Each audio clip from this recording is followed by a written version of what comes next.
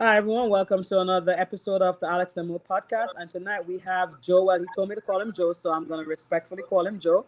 Joe, welcome to our podcast tonight, and thank you for taking the time out of your busy schedule to join us to discuss this new wave of therapists wanting to do mobile therapy at home, doing MedB or cash pay. I know Alex and I are traditionally in the home health setting, but we do traditional ones where we work with Medicare Part A patients and those with commercial insurance. So we tend to try to explain the difference between the two, that you guys focus more on Medicare Part B and commercial insurances. So basically, it's doing house calls, but bringing outpatient to the homes and to ALFs. So how else would you try to describe it as simple as you could to our audience that's listening? Yeah, absolutely. Alex and Mo, thank you so much for having me. Excited just to get to talk PT with you both. So just appreciate the opportunity. Like Mo said, Joe Cifaloglio, physical therapist. I'm also the site coordinator of clinical education at Fox Rehab, where Fox, we're in 30 states at this point. We just moved into Kentucky. And like Mo said, we do Med B within the home, and we also treat within senior living communities, which might be independent living, assisted living, or even memory care unit at times. But the biggest thing is we're billing under Medicare Part B as an outpatient model, not under Medicare Part A and traditional home health.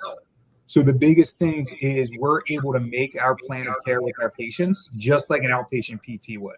I'm seeing my patients 2 or 3 times a week, a lot of times for a 2 or 3 month long plan of care. So I have that autonomy to see them as long as clinically necessary. Where Part A, I'm sure there's a lot of times you just don't get as much time with your patients as you wish you did. And then also, we don't have to battle for visits with occupational therapy and speech therapy, which Fox does PT, OT, and speech therapy. So there's plenty of times where we're seeing a patient that has a ton of needs, and I'm seeing them 3 times a week. The OT's in there 3 times a week. The speech therapist is in there 2 or 3 times a week.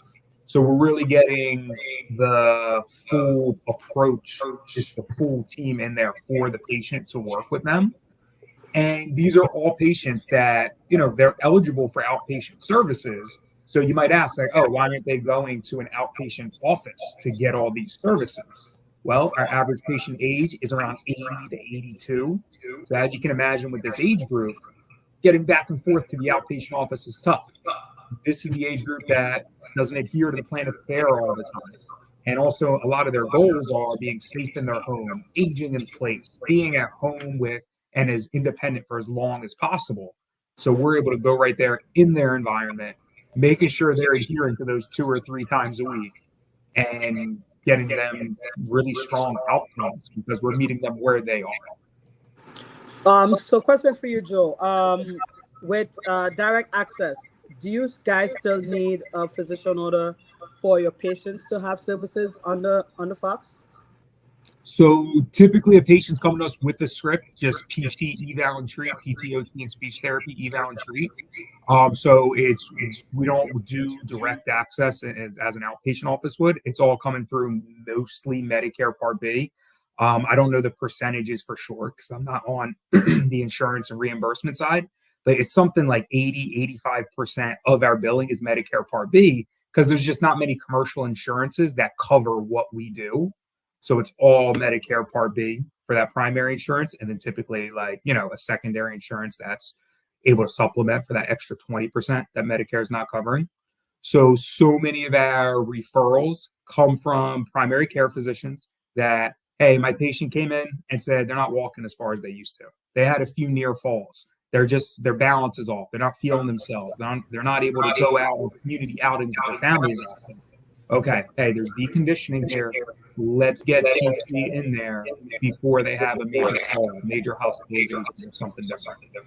So that's where so many of our referrals are coming in from. What's a typical, I guess, treatment for you, right? Like a lot of times for more of myself doing home health, primarily Part A, I'm gonna speak for myself. I can't speak for Mo, but I don't travel like a ton of equipment, right? Like I'm not bringing a gym per se in the patient's home. Some patients, we are able to do some other stuff. What does a goal like therapy box for you guys look like? Same here. Same here. The only things I always bring in with me is the things for vitals, blood pressure cuff, stethoscope, pulse oximeter. But other than that, usually TheraBands. I always have like an AirX foam pad in my car. I have like a Pilates step, but even that I try not to use because I want to use the stairs in a patient's home, the threshold, whatever else. So ankle weights sometimes. If there's something like just super specific, because of course I got my little garage gym set up, like there's a lot of PTs do, we all just gather stuff for our home workouts. There's rare times that I'll bring in a kettlebell or some dumbbells or something like that. But yeah, same, just like you said, try to use what the patient has in their home and challenge them all the different ways we can, whether it's compliance surfaces, dual task, just whatever we can just to make things more difficult. Because yeah, I learned pretty quick. Like when I was a new grad, that was me, like carrying, I had my big ankle weights or whatever I could bring in, and pretty quick I was like, this isn't cutting it. I don't want to do this anymore. So get more creative, and it tends to make it more fun for the patients too, rather than just, throwing weights on them and let's do just traditional therapeutic exercise. No, let's be dynamic. Let's move around your house, explore your backyard, get you up and down your driveway if we can, wherever. Make it more fun for me to help the day go by a little quicker. So you wouldn't advise a new grad to go out and buy a massage table or treatment table or a standing treadmill, rent a U-Haul truck to haul everything there for the mobile practice? Yeah, that's a lot of work. That's a lot of work. And it's funny, that's like a good thing I get whenever I talk to students, because we always connect with our students before they start a clinical with us. And those are the types of questions I get, which of course I'm like right away, like, hey, don't expect that kind of stuff to be carried. But also you got to be comfortable having someone, working in their bedroom, working on a couch. Rarely you get a patient that's able to go down to the floor too to get in different positions. But yeah, you're getting people in the non-traditional positions pretty quickly, and you have to learn to get comfortable with that pretty quickly.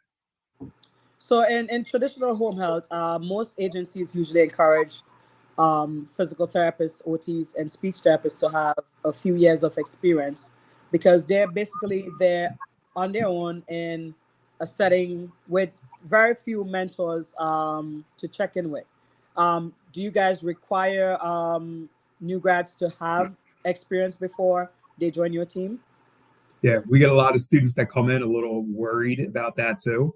So we have a really strong mentorship program. I'm still in touch with my mentor from 7 years ago when I started with Fox, even though it's a 6-month-long mentorship program. So you got someone that treats in the same territory as you, that's going to come shadow your visits. You go and shadow their visits. You review documentation, go over clinical questions together, just whatever you need. Basically, I had my list of questions at the end of each day to go over with my mentor. And what's really cool too, when a new grad comes on with us, we don't start them at, like 6 to 7 patients per day is what a full-time PT sees over here. A new grad is only starting at 2 or 3 patients per day for a couple weeks, then to 3 or 4 patients per day for a couple weeks, working their way up till they get to that 6 to 7 patients per day. So early on, like I remember my first few evals, I would spend 2 hours with the patient because I had the time. Of course, I'm not billing for 2 hours. I'm typically billing for 4 units, maybe 5 units if it's a really involved one. But it was so nice to have the time early on so I could get comfortable with things before I got up to that full 6 or 7 patients. So yeah, you need in any setting, you need a strong mentorship program. So I always urge new grads, if you're interviewing for a position, you're asking them about their mentorship program, don't be happy with, yes, we have a mentorship program, it's awesome. It's not a good answer. You need them to lay out those things for you. Like, what's the structure? What's the week by week? What am I guaranteed in this mentorship program? So that's what we're big on at Fox, and that's why we love hiring new grads. We hire a lot. We always try to hire our students, our full-time students, into our new grad program when possible, because obviously they're just coming in a lot more prepared. But we also hire new grads that aren't students at Fox. And then same thing for experienced clinicians. We also have a sponsorship program, which is the same setup. It's just condensed a little more because, of course, someone with some experience should be able to ramp up a little bit quicker. But it's all the same resources, just in a tighter time frame. So speaking of new grads and stuff, I mean, a lot of stations we've had on prior episodes is regarding new grads and pay and how that compares with, their loan payments or kind of that and all that stuff. I think it's pretty cool that in the home health, your Medicare Part A, we'll have to differentiate in this. Usually the pay is on the higher end, I would say, compared to other settings in the physical therapy world. Usually outpatient, in your typical outpatient, I would venture to say out of all the main settings that we have in physical therapy, outpatient tends to be probably on the lower end, especially if we're talking about a new. How does your model factor in as far as payment to your employees? Yeah, good question. So of course I don't deal with salary directly, but you're spot on to where we bill just like an outpatient office would. So our reimbursements are the same. So you would really compare us to those outpatient offices where a PT is seeing like 10 to 12 patients per day. Because of course we all know there's the outpatient offices that are seeing 20, 25, 30 patients per day. Obviously you're getting paid more there, but you're also juggling 2, 3 patients at the same time, which for me, it made my head spin when I was a student and very quickly realized that's not the setting for me. So yeah, when it comes to seeing what the salaries are for a treatment model like this, definitely comparing it to the outpatient world. And what's great too about it at the same time is you have the ability so typically a clinician's brought on at like 120 or 130 units per week. And you have the ability to treat more than that. And then you get extra pay, you get overtime pay at a unit rate right there. So I know, especially me early on coming out of school before I had kids and before I had, a bunch more responsibilities, I was constantly trying to bill 135, 140 units per week, seeing 7 or 8 patients per day. So I could get that extra money there. So it's just a matter of, letting your manager know, like, hey, I want more patients. I want to stay busy. And what's the typical per unit per patient?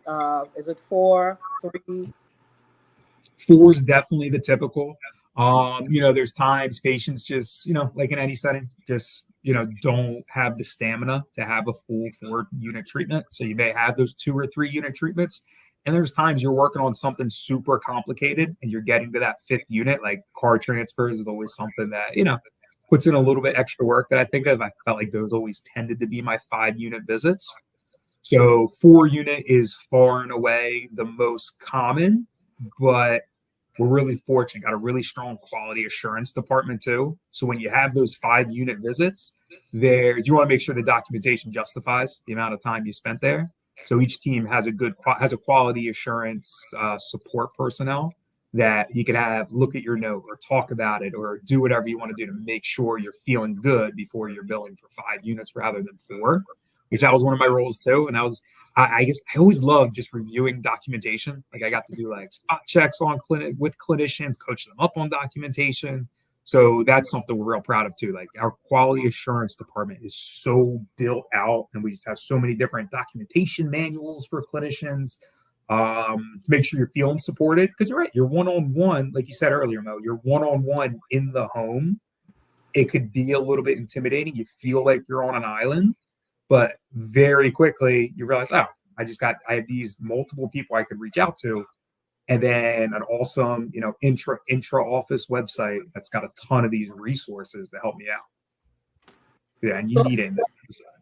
So one thing I'm not sure if you've noticed it, being a psych coordinator of clinical education, but a lot of students don't understand or have an in-depth knowledge of how to code and bill, like what CPT codes to choose to maximize billing. I know it's been a while since I've done traditional outpatient, but that's seemingly an issue. So do you guys educate new grads or even students, hey, this is CPT code to use to be able to maximize billing, because after all, they're contributing to the company's revenue. So Absolutely. So yeah, we get students in there right away working with billing, of course, right alongside the CI. And what is required for this type of setting is every single student with us, it's the patient, the student, and the CI getting that direct supervision at all times. So it's never like the CI seeing one patient and the student seeing another. So it's great because you get so much clinical education time. Also, you spend a lot of time with the other person. So it's just important to like have good communication and enjoy being with each other. I was actually a student at Fox too. So I kind of had two mentors when I came in. Okay. So ultimately, yeah, we have students involved in, doing billing right away. And that's a good example of the resource that we have for students and our clinicians. So I could like see the sheet back from when I was in the QA department. We have each CPT code and then like a paragraph about what typically that CPT code covers. So to really be able to, see what your interventions fit into to really give them that resource. So I want to back up a little bit because we dove into what you do and how it is, but I like to get to know like who in this case Joe is. How did you get to the point of where you are today? Like what was PT school like for you? What made you want a PT?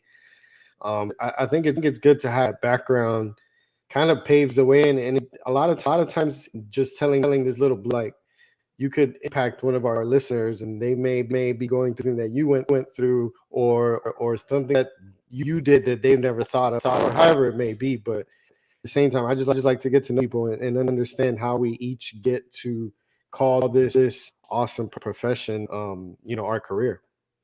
Yeah. So I grew up always around sports. Loved playing sports all through, growing up into high school.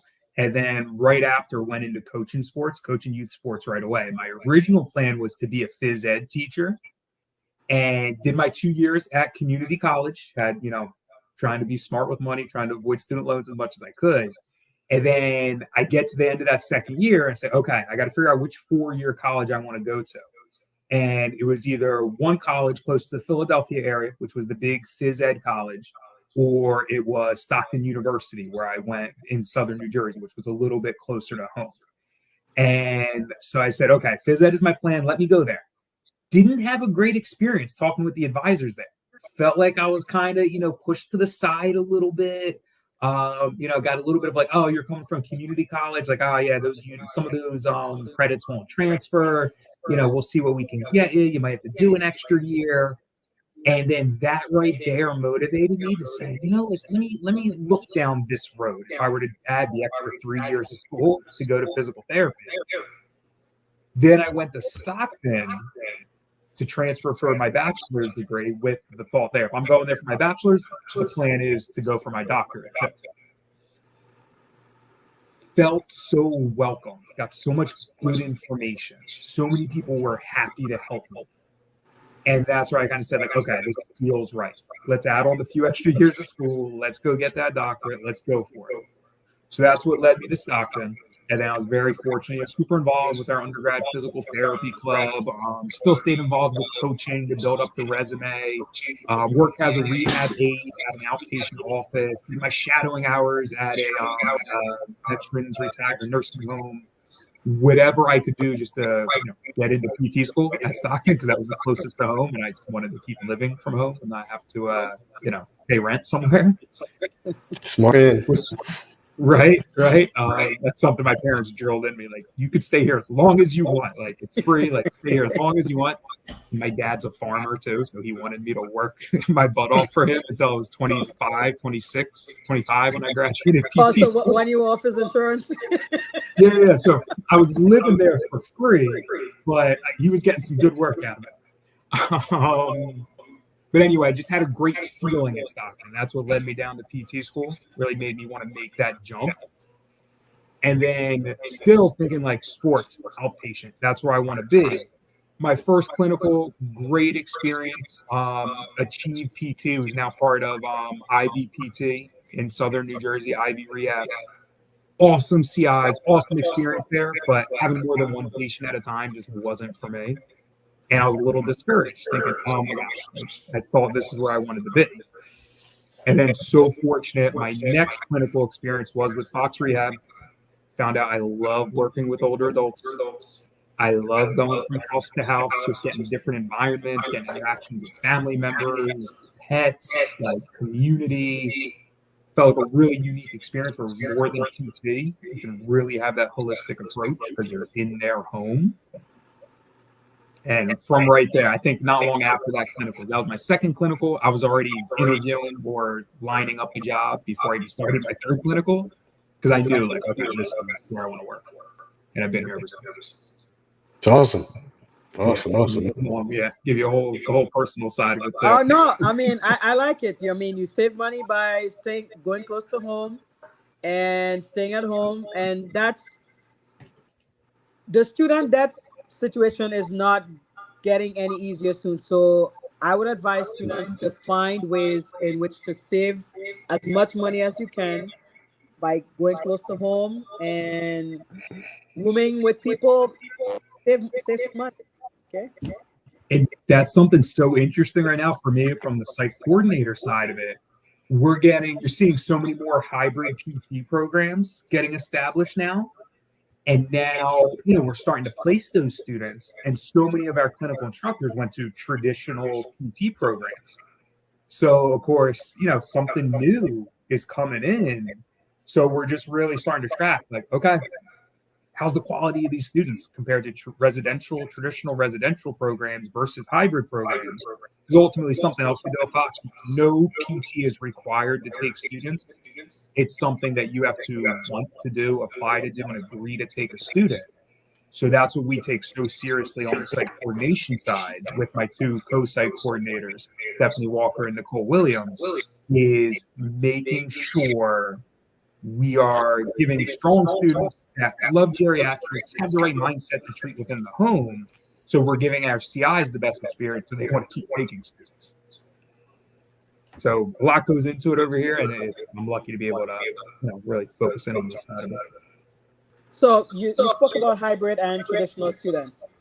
Have you guys seen a huge difference in the quality of presentation of a hybrid student versus a traditional student? Too early to tell yet. It's honestly too early to tell. So I mean, like anything, we've had some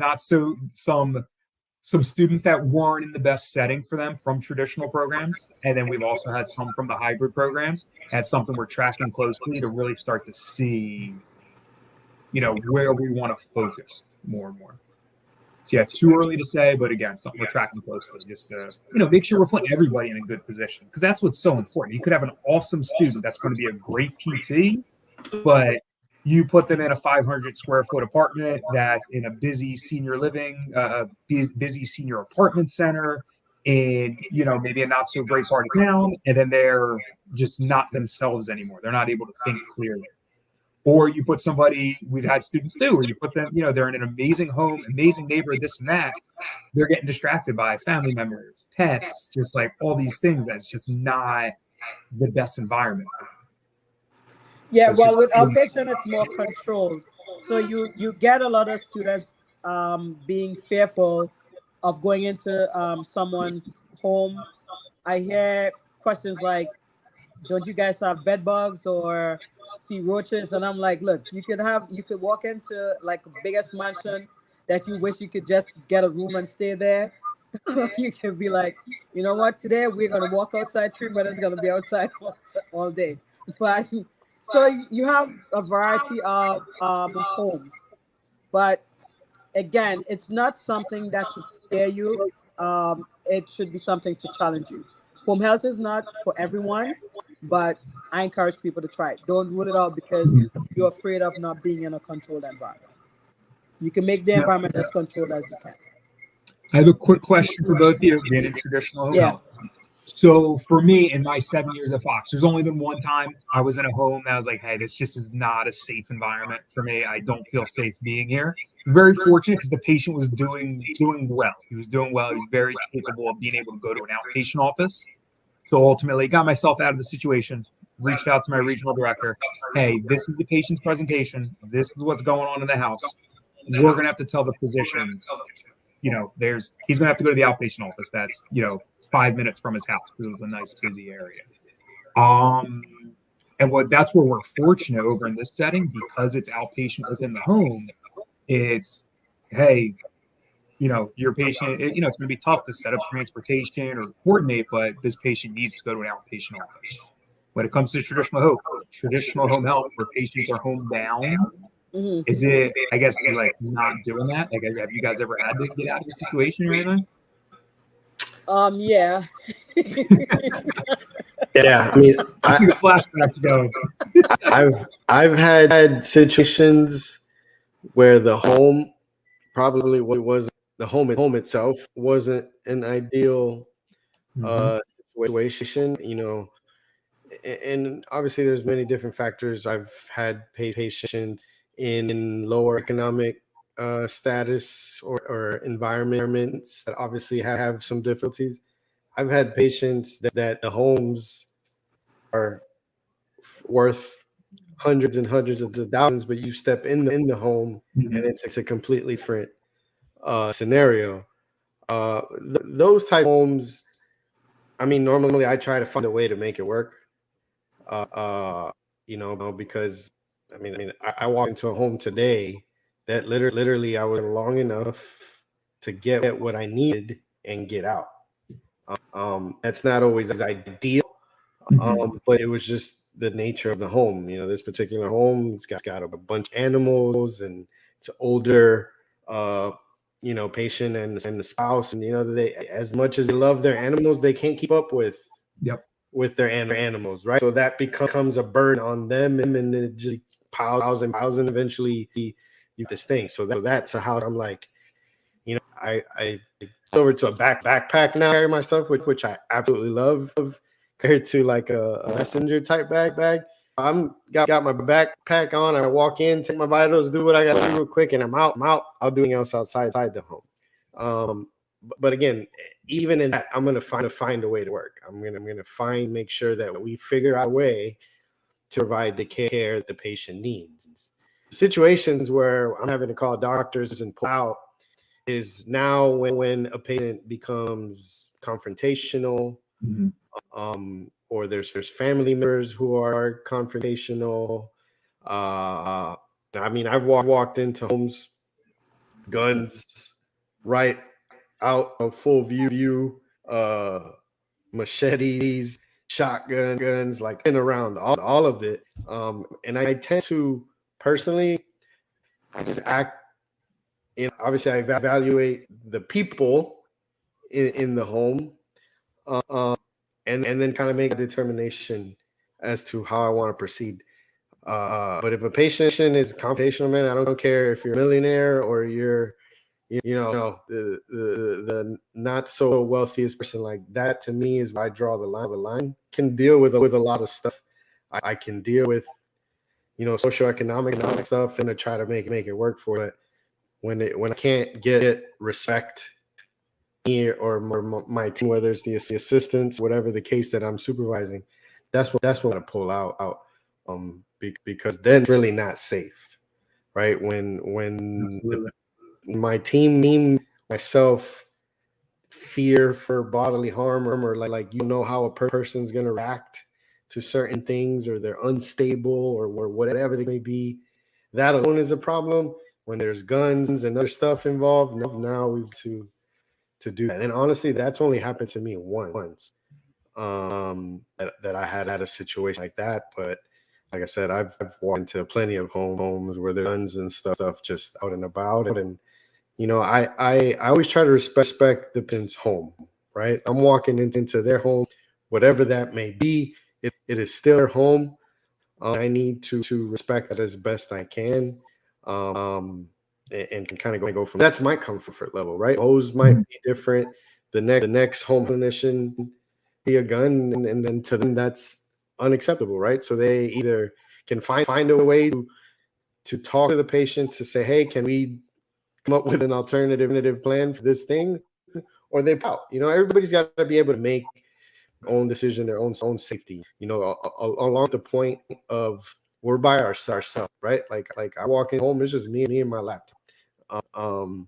I gotta look out myself, because I may be able to, knock on wood and got some plans for me, and I still got a lot more to go, but you just never know, right? We've heard stories. I think there was one long ago where a physical therapist was shot and killed by a patient's family member or son. I don't remember the exact story, but you got to keep your head on the swivel. Got to keep your head on the swivel. You got to be very aware of your surroundings. I mean, things that we would probably in our normal day-to-day life, but when you're thinking about what work, like your typical patient therapist isn't necessarily thinking about what could creep up or what could not, right? Because for the most part, it's a controlled environment. Home health, you just don't know what you're getting, because you when you walk into the patient's home for the first time, you just don't know. And that could be off-putting to some people. That could be scary. Just depends. Yeah, it takes special skills for the setting. Yes, you have to be really aware. We encourage our clinicians never to put themselves in harm's way.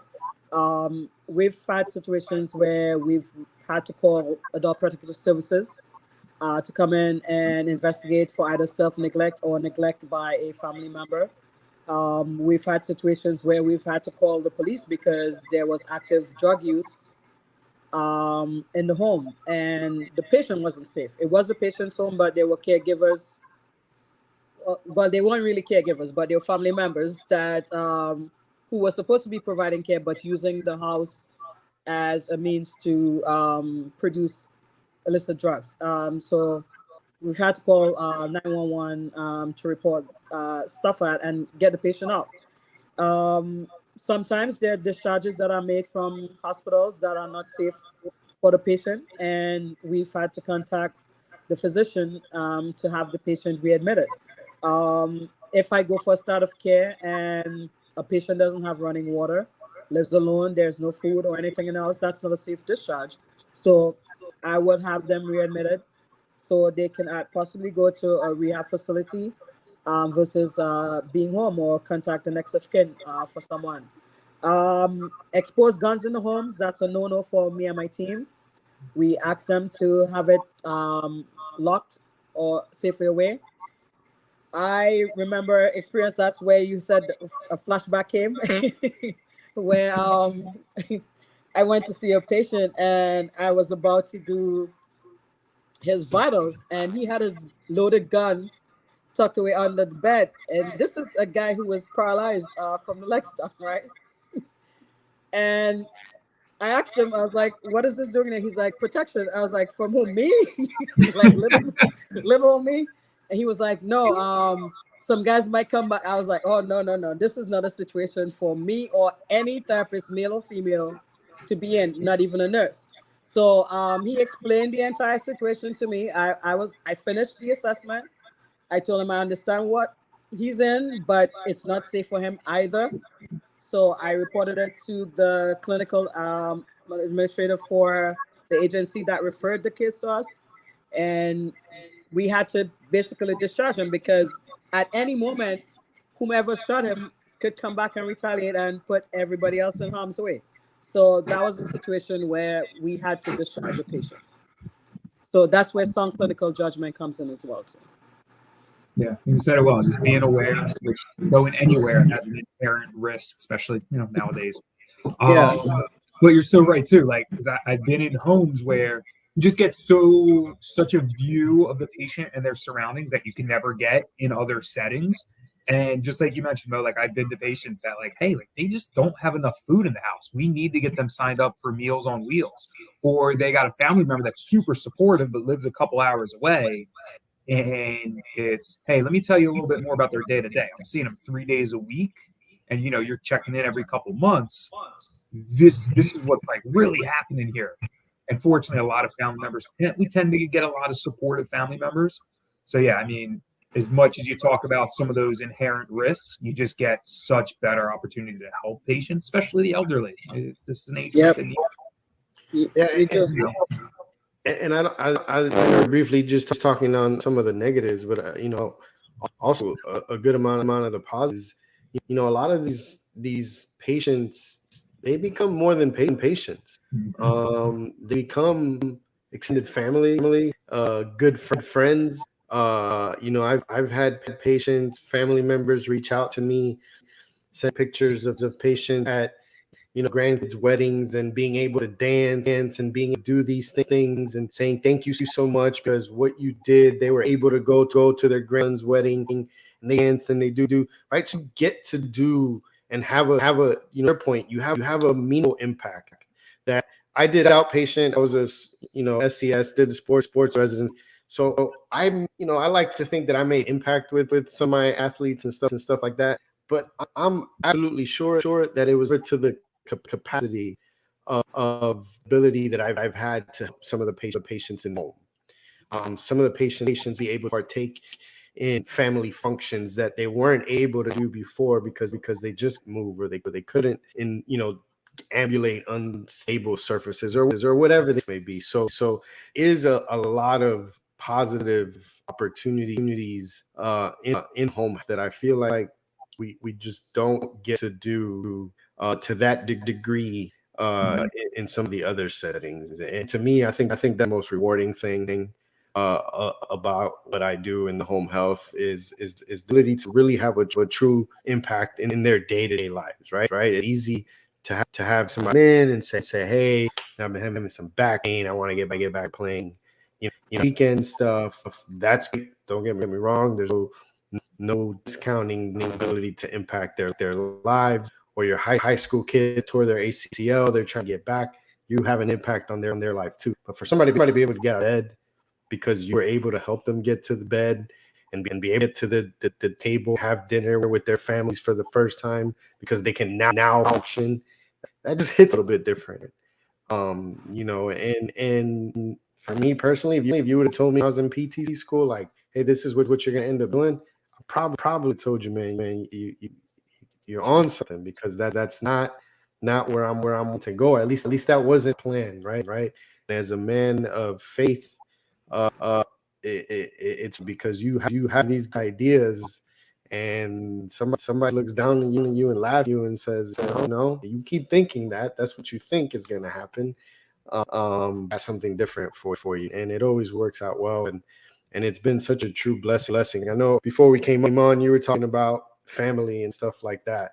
One of the things that I love about home health is it gave me the flexibility to be with my wife at every doctor's appointment, both pregnancies with both kids. I've had the opportunities to be at every event for my kid. I don't miss anything. I don't have to ask anybody for permission. I just simply schedule my patients to whatever I needed to for that particular day. I think for me, you can speak to it here in a second. I think that's the best thing. Like, my paycheck is great. Don't get me wrong. My benefits are great. Don't get me wrong. But that me is priceless. It's the ability to be with my family and my kids. They know that I'm going to be there. They know that I'm always going to be there. It doesn't matter what time of the day it is. I will be because I have that flexibility. And I think that's why you tend to see more and more an emergence of more people doing mobile PT at home, because they do want to have that flexibility. They do want to have that freedom of time to spend with whomever and wherever. And you tend to find a lot of traditional home outpatient settings complaining that they can't hire new PTs, but we do have people graduating, but they're choosing to do things differently. So has Fox been experiencing difficulty recruiting, attracting, and retaining people? It's competitive. It's It's competitive. competitive. Okay. Yeah, there's definitely areas that are tougher to hire than others. And of course, it's just that, especially because we're specializing in the geriatric community, we got to be strategic about where we're going to grow. There might be a ton of patients that we can get in there and just have a huge caseload. But if there's not many physical therapists in the area, what are you going to do? Like, we try, we have relocation bonuses, we have sign-on bonuses, but there's definitely that, got to find that balancing act. And then also, because it is a setting that so many people don't realize, because we don't have those brick and mortar offices all over the place that you're seeing. So doing things like this, getting more exposure for Fox Rehab, all we do with universities. I mentioned earlier for a moment, we do, I think before we started, talked about how we do a presentation where we have a class watch a live treatment session through a video like this. And it's a great opportunity for students to see it. And typically it's students in the first or the second year of their program. That just tends to be where it fits in curriculums for a lot of universities. So at the end of the presentation, hey, here are the great things you took from it. Let's talk clinical, this, that. But also, if this is a setting that speaks to you, talk to your faculty, because we want you here for a full-time clinical. So the students have to be proactive and reach out in order to get a clinical with you guys? So what we do is we have a lot of communication with the directors of clinical education. And we have a whole application process. So we tell them, hey, if you have a student that you think is the right fit for this, have them apply. And then it's a quick 10-minute application, just like, hey, why do you want to be in geriatrics? So we can really make sure they understand what they're coming into and they have interest in the older adult population. You don't need to come in saying, oh, I love it. I got a ton of experience with it. This is where I belong. But you got to at least come in saying like, hey, I'm really interested in this age group, excited to be one-on-one. Want to get more experience with the older adults. Okay, yeah, again, just trying to get the best experience for both the student and our CIs. So you take first year and second year students only?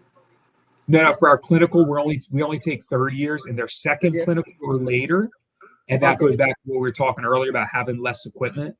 The first clinicals just tend to be a lot tougher for students when we were taking first-time clinicals, because you don't really know how to work in the clinic yet. And now we're like, oh, you don't have many resources either. Just jump on in.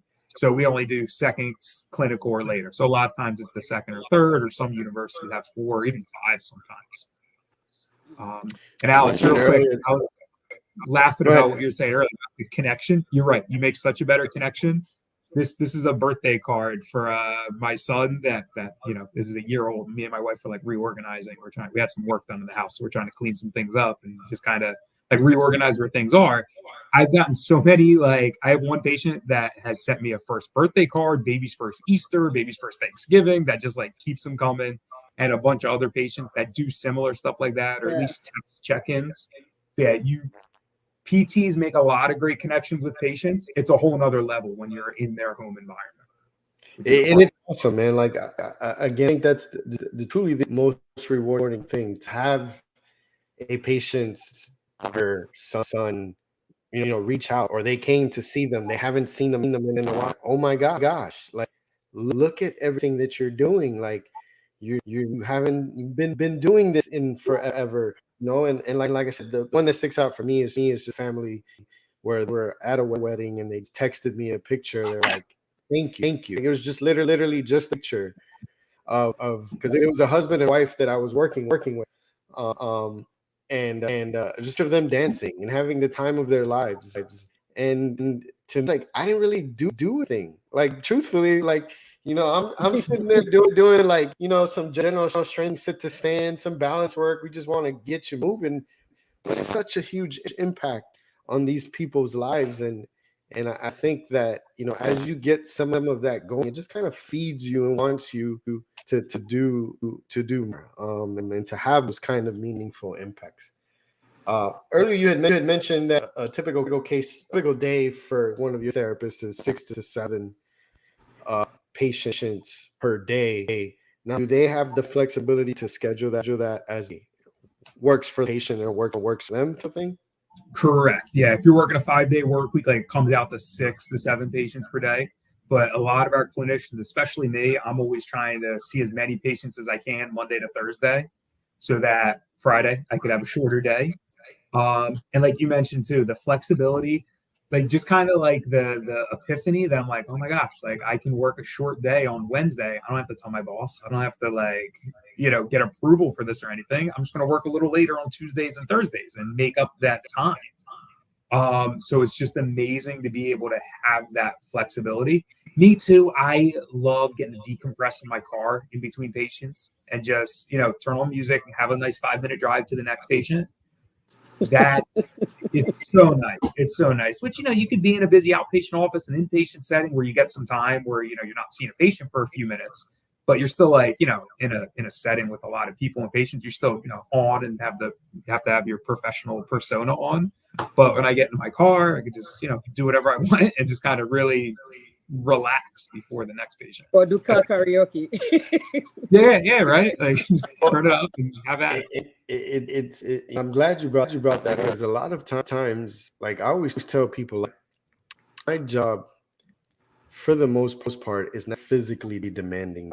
Like I don't work, I work hard. Don't get me wrong, but work is physically hard, as some other people may in their daily lives, right?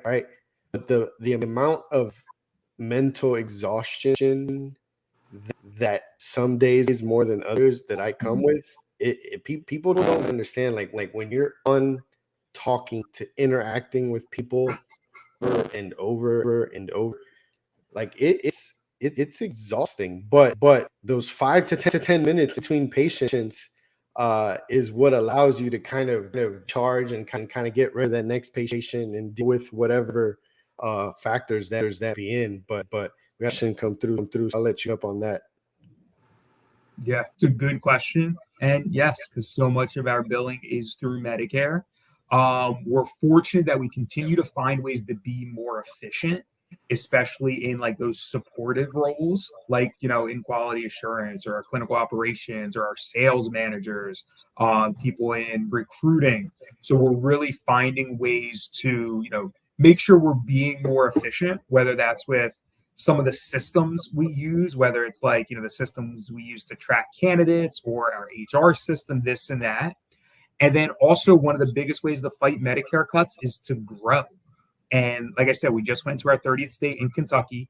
Our press release just came out today that we merged with NIT, Northern Iowa Therapy, which is a similar model to us that does Medicare Part B.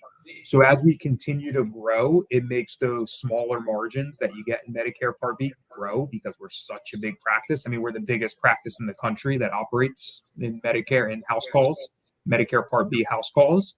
So ultimately, Ahmad, yes, it absolutely has, because we're getting paid less for each unit that we see a patient. But at the same time, the way we're battling that is to continue to grow. So our clinicians aren't feeling that effect as much as you think with the consistent cuts. It's ridiculous that our profession is constantly under attack, because we do such great things for the older adults, but unfortunately, that's just the nature of Medicare right now. So yeah, I hope that gives a little bit of clarity on that too. Well, Joe, you brought up a very important point. For anyone who has a solo business, as he mentioned, even with the cuts that we're experiencing, the best way to adapt or to get yourself still competitive in the market is to collaborate, possibly merge in order to grow. Trying to do it by yourself is not going to work. You're not going to survive. After a certain point, you're going to be at a standstill. And it's difficult for some people to grasp that idea that you have to team up, and in order to grow and be scalable, in order to get more of the territory so you could get more money, because your margins are going to continue to diminish based on what CMS is doing. Yeah, and that's continuing to be something that is a concerted effort on Fox's part, to where we're continuing to have these more local practices merge with us. And a lot of times, just like with Northern Iowa Therapy, it's these practices that tend to have, pediatrics, skilled nursing, might be in a hospital system too. And then, their margins in Medicare Part B aren't as good as in some of those other settings. So that's us, with the size that we have, we're able to merge with them and, be able to be more successful, because, makes Fox become a bigger team. So you guys don't utilize PTAs, physical therapy assistants, or quotas, do you? So very rare cases, it seems to be like in some of the settings where we are, where the smaller companies are merging with us, they may have more of a PTA model, but it's very few and far between. I think we're around, as a practice, around 2,200 PT, somewhere around 2,000 PTs. And, there are less than 100 PTAs. I probably shouldn't throw out numbers because I'm not exactly sure on it. But very rarely do we have PTAs. It's only in settings where it's going to be more in that senior living community where you're both on site constantly, because that's what Medicare Part B requires. Or the direct supervision. So Correct. one of the biggest issues that we are seeing in the traditional home health is a lot of elderly folks, and I am learning to navigate the system now because my mom is here and she's over 65. But a lot of patients are going from traditional Medicare to managed Medicare, and that's messing up with the number of visits we can have with our patients. Traditionally, when you could get like twice a week for 8 weeks or twice a week for 9 weeks, you get back something from Cigna or Blue Cross Blue Shield saying, "Hey, we're only giving you 6 visits. You're gonna give 6 visits for persons with Parkinson's and high blood pressure, diabetes." I don't know what they expect us to do with 6 visits. So, have Fox had that problem with the managed Medicare when it comes to the outpatient billing? Are your visits being managed like that as well? In certain areas, yes. I can't speak to it so much, not on being on the insurance side as much, but I have my understanding is yes, some of these managed care cases don't cover outpatient within the home as much as more of the traditional Medicare insurance does. So yeah, definitely feeling that at times. But that's what we're really fortunate with all the resources. Our development team, our new area development team, that's exactly something that's on the top of their list. Okay, where are we having patients that cover or patients with insurances that cover our treatment model? Those are the areas where we really where we want to grow. We can't. Yeah, so some states are just more difficult than others. Yeah, just with their Medicare systems. It's crazy to adapt to that. So in terms of seeing patients, does that increase the amount of patients that you have to see per day, knowing that number of visits are going to decrease per patient, or the cost of it is going to decrease? No, because so typically like a full-time clinician is doing like 30 to 32 visits per week. So because our treatment model is so accessible to patients, there's a lot of areas where we tend to have patients that are on hold for a week or two before they can actually receive PT. Because we don't have the 48-hour rule being under Medicare Part B. And that's also where we're able to keep clinicians in a tighter territory. Like for me, I'm never more than like 20, 25 minutes from my house in each direction. So of course, you got to be strategic with how you set up your schedule. So I'm not driving back and forth. But because the Part B model is so accessible for patients, all we need is a script, PT, eval, and treat, and we're able to get in there. That's where there's more. Right now, there's more patients than PTs, and we are definitely feeling that in some areas. So it's fortunate for any reason I don't get any visits with the patient. We do the best we can. I'm letting my regional director know, hey, I'm ready for another patient. Discharge is coming up next week. Do you guys work with home health agencies that do that traditional Part A stuff and kind of work with them on transitioning some of those patients that hey, look, they're not necessarily homebound, or they've kind of exceeded the range of what we can provide on the Part A side. We need to go over to Part B. Like here, let me, I'm going to work with Fox Rehab or whatever. Is that something that you guys do? Absolutely. Yeah, it's a good example of something our sales team, our account managers in the area, those are the contacts that they're making, whether it's primary care physicians, case managers at hospitals too, for people that are getting discharged home, but going straight on to Med B services rather than starting with traditional home health. And then also, the home health companies in the area so that we're making sure patients are getting that continuation of care. So that's fortunate too. I'm out there looking for patients. We got people that are better at that than I am. I would strongly encourage them to make alliances with the traditional home health agencies, because with this managed Medicare cuts, most patients are not going to reach their goal with the amount of visits that they're giving us. So it will be best for the outpatient at home to begin in their homes versus struggling to get transportation to go to a traditional brick and mortar rehab.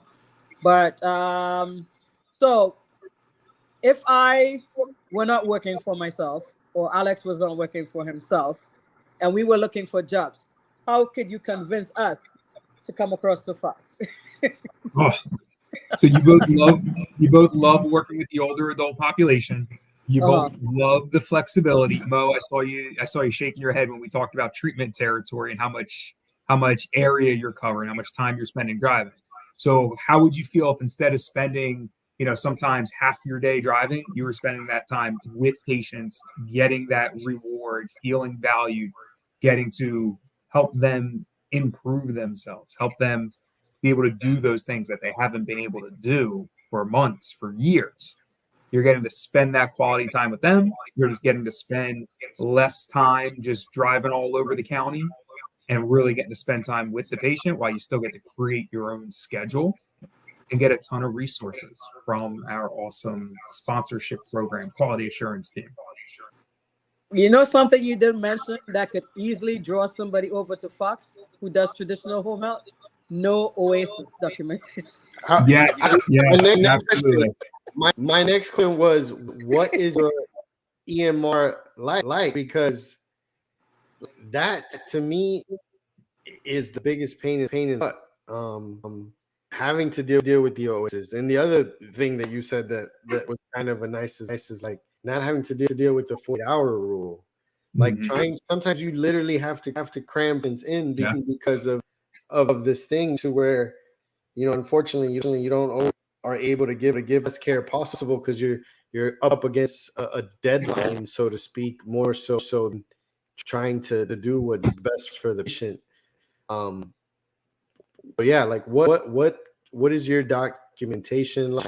What do you guys use, or do you have your own proprietary stuff? Or We use documentation systems called Raintree, which my understanding, it's mostly in all outpatient settings. I believe that's the only place that it's used. We got to be one of their biggest clients in the country. I would imagine their biggest client.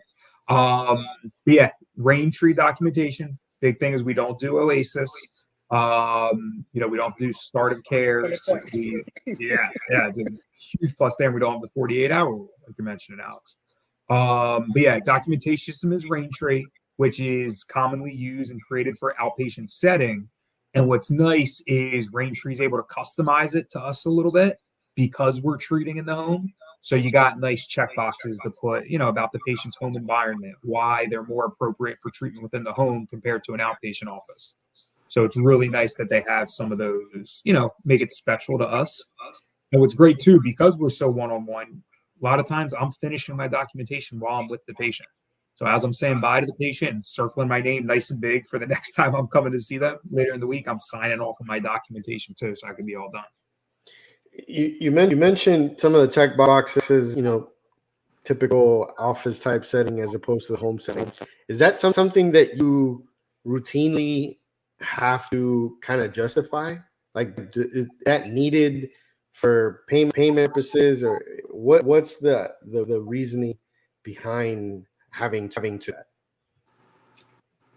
It goes so much to our quality assurance team making sure to just cross every T, dot every I, to make it clear this is justified care, this is billable time, this is all appropriate for the patient. So it's holding our clinicians to the standard to completing all this. And then it's also bringing these notes to Medicare to make it clear, like, hey, this is reimbursable care. This was needed.